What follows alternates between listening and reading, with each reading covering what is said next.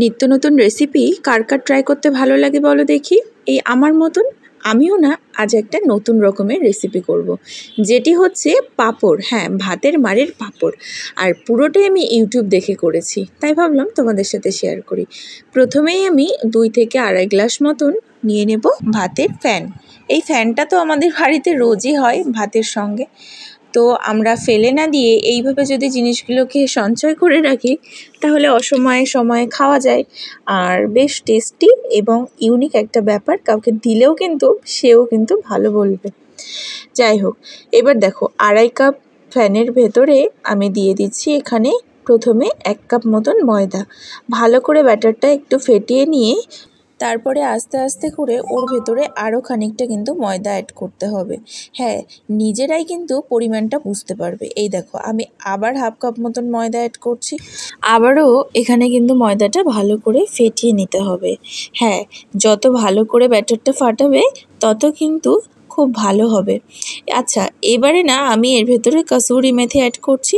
তোমরা তো অনেকেই জেনে গেছো যে আমার কাসুরি মেথি খেতে খুব ভালো লাগে, প্লাস এর ফ্লেভারটার জন্যই বিশেষ করে। তোমরা চাইলে ধনেপাতাখানে অ্যাড করতে পারো কাসুরি মেথির বদলে, বাট অ্যাড করো, কারণ অ্যাড করলে ভালো লাগবে। সিম্পল তো বানানোই যায়, এইভাবে বানালে একটু মশলাদার হবে আর কি।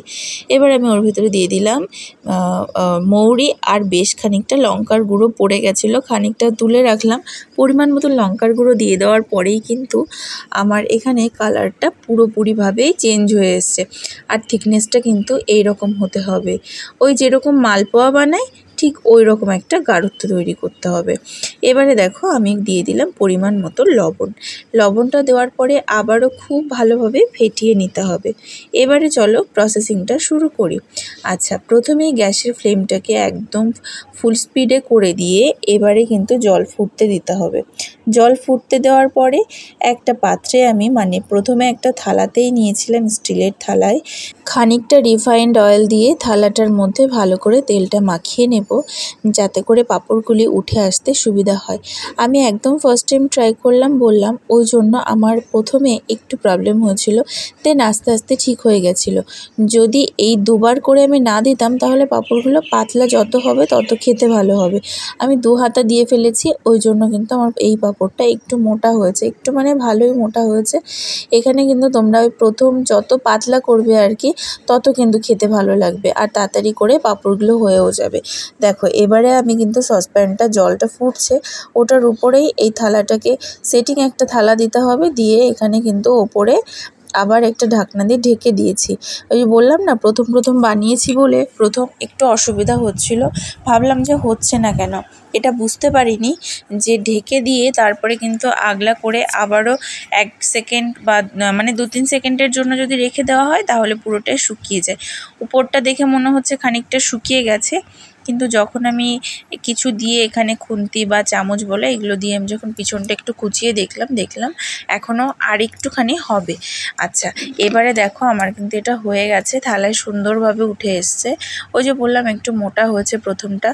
তারপরে আমি এখানে মুটকি বা ঢাকনা বলতে পারো, একটা কোটোর ঢাকনা নিয়ে আমি এইভাবে করে গোল গোল করে কেটে নিয়েছি। আর দেখবে খুব সুন্দর করে কিন্তু উঠে আসবে। এই যে দেখো কত সুন্দর একটা শেপ হয়ে গেল। তোমরা চাইলে বিভিন্ন শেপেরও বানাতে পারো, আমার মনে হলো গোল গোল এরকম ভালো লাগবে দেখতে, তাই আমি এরকম গোল শেপের কয়েকটা বানিয়েছি। এবারে আমি এক এক করে এই পাঁপড়টার থেকে সবগুলোই কেটে নেব। আচ্ছা, আমার এখানে এই পাঁপড়টার থেকে দেখো এরকম সুন্দর করে 6 পিস পাঁপড় হয়েছে। আর তার সাথে যে পাঁপড়গুলো ছিল আর কি গোল করে কাটার পরে যে অংশটা, সেটা কিন্তু আমি ফেলবো না, সেটাও শুকিয়ে গেলে পাঁপড় হয়ে যাবে। তাই একটা পলিথিনের ওপরে আবারও খানিকটা তেল মাখিয়ে দিয়েছি।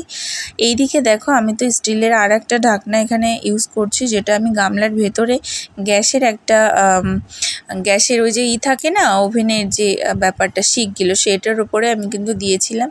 তারপরে দেখলাম যে প্লাস্টিকের ঢাকনাতে সব থেকে বেস্ট হচ্ছে, যার কারণে আমি প্লাস্টিকের ঢাকনাতে করে দিলাম। আর দেখছো কত সুন্দর করে উঠে যাচ্ছে। এবারে আমি কয়েকটা একেবারে ছোট ছোট যে হজমোলা ক্যান্ডির কোটো হয়, ওই কোটোর ঢাকনা করে কতগুলো কেটে নিলাম। তারপরে আবারও একটু বড় ঢাকনাতে করে কয়েকটা কেটেছিলাম, কিন্তু ওই ছোট ঢাকনা করলে বেশ ফুচকার মতন দেখতে হচ্ছিল। এবারে কিন্তু আমি রোদ্রে দিয়ে শুকিয়ে নিলেই রেডি। পরে নেক্সট ভ্লগে ভেজে দেখাবো।